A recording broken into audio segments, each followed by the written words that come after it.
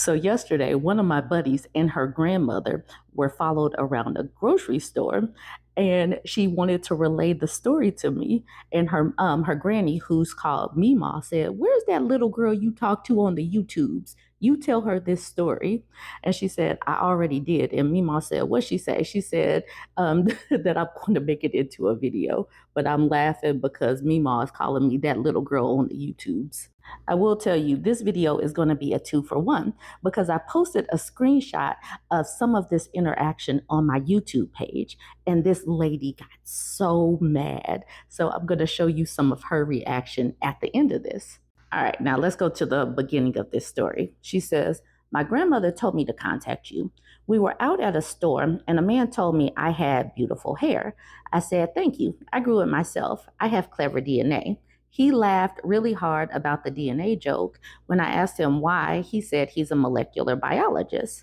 She says, "But there was a white woman watching us in the store, and she followed us for 3 aisles." So she was imposing herself and following these women.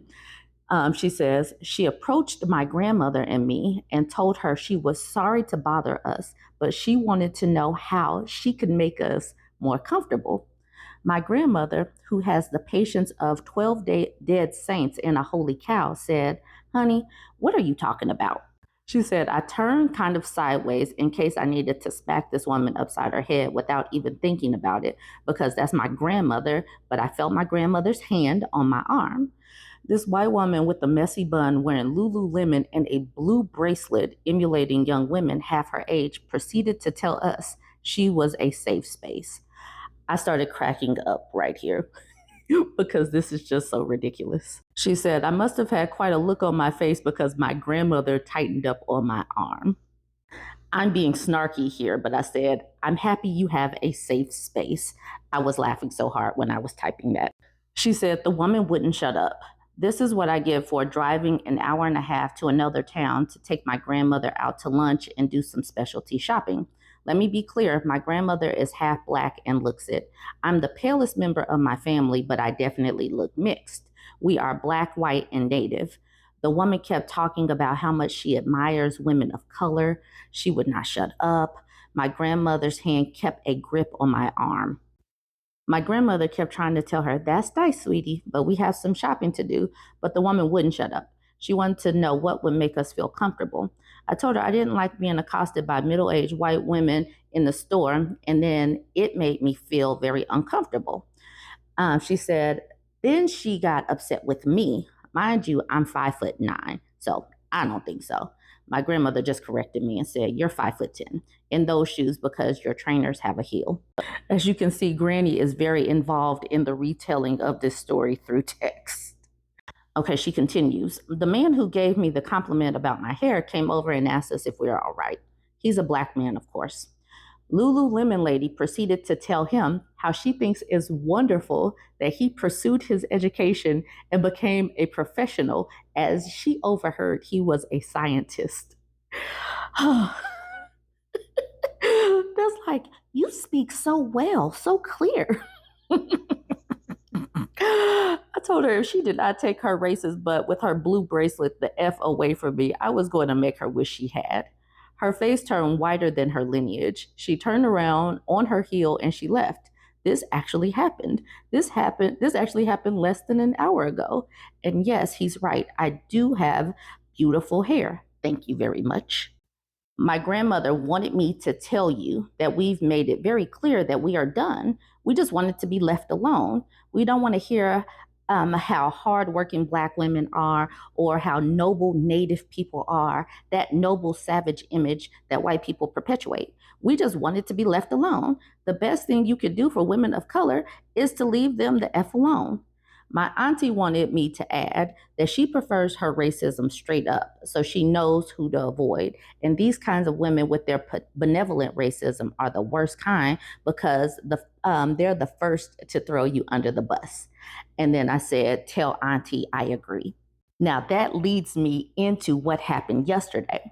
I posted a snippet of this conversation on my YouTube community. And this woman named Irish KG took exception to that. She said, well, that didn't last long. I subscribed to you for one day. Now I feel attacked and I'm unsubscribing. I fought with everybody I know, convinced little kids to effing vote. I voted. I shop at minorities owned stores. I broke up with the guy because he doesn't like immigrants. What else do you want from me? You don't want my help. Fine. Unsubscribed. She said this.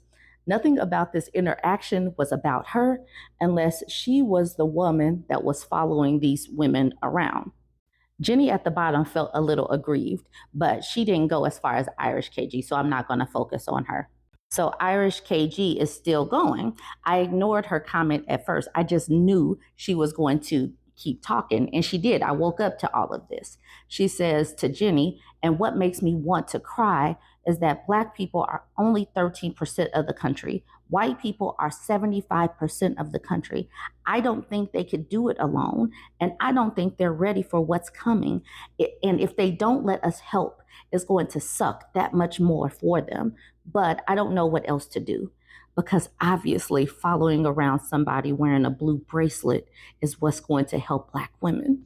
How dare these women not accept that? Ah. All right, so Christine says, I'm laughing at both of you right now, and it feels really, really good. Farewell, adios. And Jenny is like, that's a mature reply. Now, I knew that Irish KG's feelings were really going to come out because we didn't affirm her. Now she's really mad. Now, look at these responses. She says to Christine, okay, good. That way, when they roll back the 17th Amendment, I don't have to feel bad about it because I'll know you're out there laughing. Of course, I have no doubt that you understand exactly what that'll mean for you and your people, right? You don't need us white women. You know exactly how to handle white men, right? Uh-huh. Chuckle up. Mad. Christine says, yeah, lashing out in the comment section of a Black woman that doesn't coddle your feelings is such a mature response. And Irish KG says, wow, I just realized I'm kind of beginning to not mind so much that Trump won. You're the first person to make me feel better about it. Thank you. Just let them talk. Just let them talk. It really will all come out. So Irish KG says, much like spitting in the face of a white woman just because she's trying to help you. Guess I don't have to cry when they get rid of affirmative action now. They really believe that this is helping. Okay, Irish KG is still going. I don't know what they think you're going to accomplish by pissing off the second biggest demographic in the country, the largest demographic that helped during the civil rights movement. But I guess, historically, people being beat up and pushed around right alongside of them hasn't counted. So maybe we should just let ourselves off the hook. That seems to be what they want. She says, I replied this once before, but it was deleted. Nothing was deleted, so I'm going to skip this one. Irish is still talking to Christine saying, you are changing hearts and minds. And Christine says, I don't care about your country's election. May you get everything you deserve. And Christine says, your country, your election, guilt tripping someone who has no stake in your issue is hilarious. Everyone here isn't American, but that would require you to critically think. So I finally responded to Irish KG. I said, for some reason, I just knew leaving your comment up would help you really let your true feelings fly free.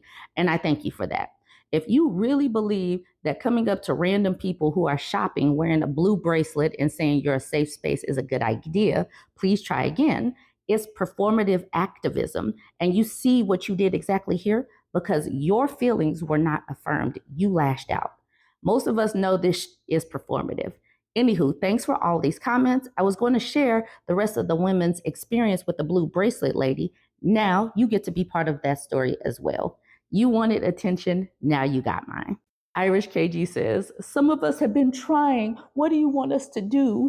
You say you want us to help you, that you don't want us to virtue signal. But when we go out and vote, we try to argue with our families and we try to convince people, other people's children, and we try to shop and with our dollars in the right way. You call it virtue signaling. No, I'm calling the blue bracelets virtue signaling. What did you expect would happen when you lashed out at us? I haven't lashed out at any of these people. Did you think we were just going to simp her away? F that. You're damn right I'm lashing out because I've been trying everything I can to be a good person and to do the right thing, and you guys don't even effing care. Then what am I doing? She's still going. But you know what? That's okay. You keep deleting the ones that people need to hear. You're shooting yourself in the foot. I don't care if I have your attention and everyone else's attention. Good then. Hear me when I say we are trying and you are making it difficult for us to know how to help. I said, I haven't lashed out at you. And I hadn't. I hadn't lashed out. I shared a snippet of these women experiences and she took it as lashing out. That just goes to show how some of their feelings are so fragile. All right, I said, I hadn't lashed out at you. This is someone else's experience. And I'm about to do a story time of the full experience from these ladies. You got upset simply because we think blue bracelets are silly, and it let all of your feelings come out. I'm not lashing out at you. I don't even know you, but you have shown your behind in these comments. And I honestly thought you were going to walk away after last night, but you sat here and basically said, "Look at what I've done for you people." Your feelings weren't affirmed, and now y'all, I cannot make this up. This woman really jumped in my comment section, and she's probably still going. She jumped in my comment section to let me know what she's done for us people. And I cannot. Oh, please, please, please. Okay, let me know what you think of all of this. Let me know. Don't forget to like, comment, and share.